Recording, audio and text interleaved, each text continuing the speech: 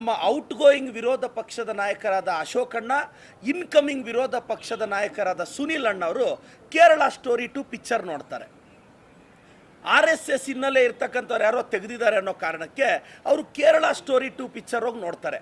ಇದರಿಂದ ನಿಮ್ಗೆ ಅರ್ಥ ಆಗುತ್ತೆ ಇವ್ರ ಪ್ರಿಯಾರಿಟಿ ಏನು ಅಂತ. ಸಿಲಿಂಡರ್ ಇಲ್ಲದೆ PGಗಳು ಕ್ಲೋಸ್ ಆಗಿದೆ, ಹೋಟೆಲ್ಗಳು ಕ್ಲೋಸ್ ಆಗಿದೆ, ಫ್ಯಾಮಿಲಿಗಳು ಸ್ಟ್ರಗಲ್ ಆಗ್ತಿದೆ. ಈ ಸಮಸ್ಯೆ ಬಗ್ಗೆ ಅವ್ರಿಗೆ ಬೇಕಾಗಿಲ್ಲ.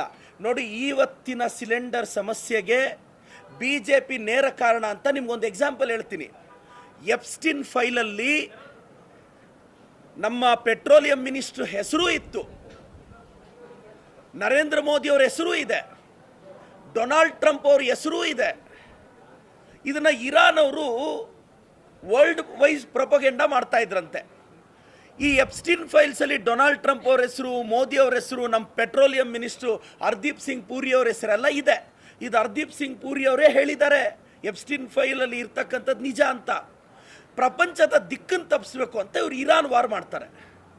USA ಅಲ್ಲಿ ಒಂದು ಸರ್ವೆ ಆಗುತ್ತೆ, 52% ಜನ US ಸರ್ವೆಯಲ್ಲಿ ಹೇಳ್ತಾರೆ ಎಪ್ಸ್ಟಿನ್ ಫೈಲ್ಸ್ ಅಟೆನ್ಷನ್ನ ಡೈವರ್ಟ್ ಮಾಡೋಕ್ಕೆ ಇರಾನ್ ಮೇಲೆ ಏಕಾಏಕಿ ಅಟ್ಯಾಕ್ ಮಾಡಿದ್ರು.